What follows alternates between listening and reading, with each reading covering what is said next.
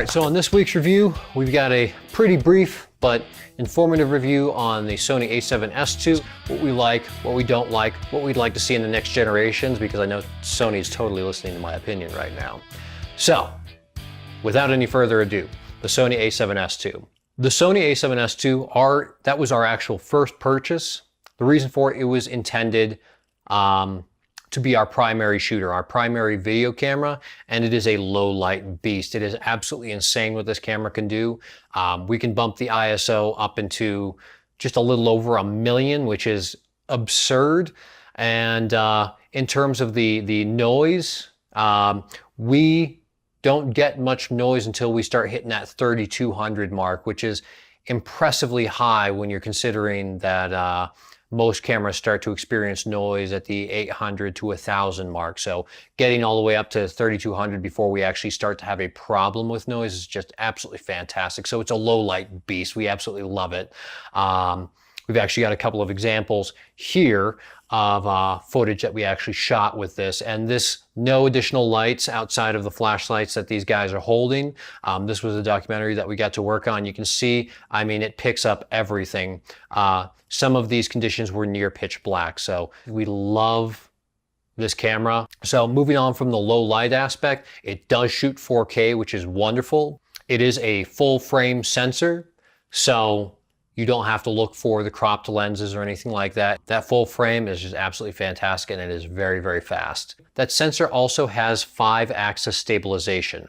So you'll notice the moment you hit the record button, your video gets so much smoother, and you can see it especially if you're using an off-camera or on-camera monitor. That stabilized sensor is just great. Now, the other option is you can turn stabilization off, or if you are attaching manual lenses, you do have to choose the focal length that the stabilizer should compensate for. One thing to bear in mind is if you forget and that sensor is set for, say, 85 millimeter, and you throw a 35 millimeter lens on there, you're gonna notice some weird quirks. Sometimes the lens will actually, or the image will actually shake. So the stabilization will automatically adjust if you attach an automatic lens, but if you are shooting manual lenses, which I certainly recommend if you're shooting video, you're going to want to make sure you take the time and select the correct stabilization if you are using stabilization in camera. The other amazing thing about the Sony a7S II is it can shoot up to 120 frames per second at full HD or 1080p. Not only is it a low light beast, but if you're needing to shoot anything in slow motion, it's fantastic. Flip side of that is if you are shooting in 4K, it is limited to 30 frames per second. So you can't get, I know the GH5 will get up to 60 frames per second at 4K. Unfortunately, the a7S II is just not there yet, but we're hoping maybe for the a7S III, so we'll keep our ears to the ground there. We always love reading rumors, so we've been doing that. Now, for those of you shooting video, the Sony a7S II comes with S-Log and S-Gamut. We'll cover a little bit more of that in a later episode, so for those of you who do not know what that is, don't worry about it. We will cover more on logs and LUTs or lookup charts later. But for those of you who are familiar with it, the S-Log and the S-Gamut are absolutely fantastic. We love them. That's what we shoot in. And we're able to shoot in S-Log and S-Gamut in extremely low light situations. We actually filmed a concert here recently, and we just used the light from the stage, and we were able to get all that detail. It was wonderful. In terms of the menus, it is a very intuitive design. They are a little bit clunky, and unfortunately it's not a touch screen. So we saw it came out on the a7R III. We're hoping for the a7S III to have a touch screen, but we'll see. In the meantime, the menus are easy to navigate. The camera does come with custom keys that you can actually program to do what you want. That's insanely handy. We've been actually remapping a lot of the way the camera works just to make it a little bit more manageable for us as filmmakers. Having quick access to things like color temperature is just fantastic. So the last thing you'll notice when you get this camera in your hands, it is impressively small. It is very small. It's very lightweight. It is very mobile. So if you are looking to run this camera off of a lightweight gimbal or a drone, this is a fantastic choice with a wide lens selection. We run Rokinon glass and we run Sony glass, and You know, the Rokinon are great for the cinematic lenses, especially starting out, although we would like to get into a pair of Zine at some point here, but that's pie in the sky. But there is a lot in the way of lens choice for this camera, although it's not up to Canon just yet. Now, some of the cons of this camera, I would say probably the biggest one, there's two that are kind of competing for my #1 spot. The first is battery life. The battery life is atrocious.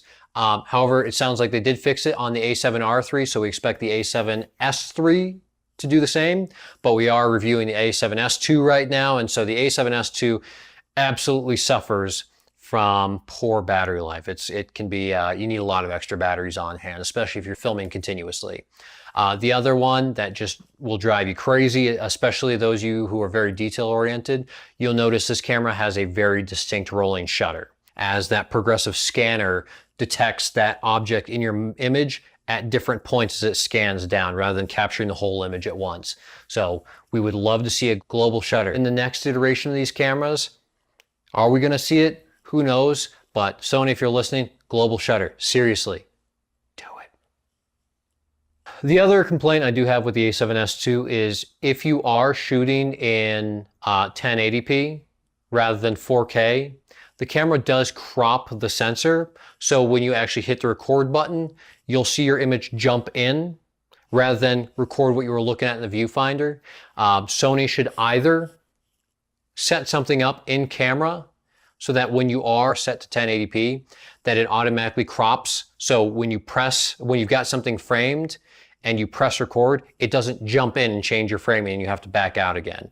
At present, the only way I know of to get framed while shooting in 1080p is to press record and then frame, because then you're getting an idea of what your image will actually look like once you start recording, because you are recording. That is one issue that is pretty frustrating. So especially when shooting in slow motion, you'll notice you'll go from looking at a view like this to hitting the record button and it jumping in like this. So again, pretty frustrating, but in the scale of things, it's not a deal breaker because you can compensate. It's just something to be aware of. It catches you off guard. I have done a little bit of research to see if there's anything that can be done in camera to fix that. So far, I haven't found anything. So if any of you out there are floating around with the answer and are holding out on me, please don't put it in the comment section, please, and I will amend this video. The other issue with the A7S II is if you are a photographer, the megapixel count is relatively low. So if you are taking in pictures, you're going to find that you're not going to be able to blow them up very much before you start losing quality and start losing the sharpness, and it starts to become pixelated. So just something to bear in mind. Great low light film camera. It's a good low light photography camera, but again, that low megapixel count could come back and bite you. All right, so that wraps it up for the Sony A7S II review.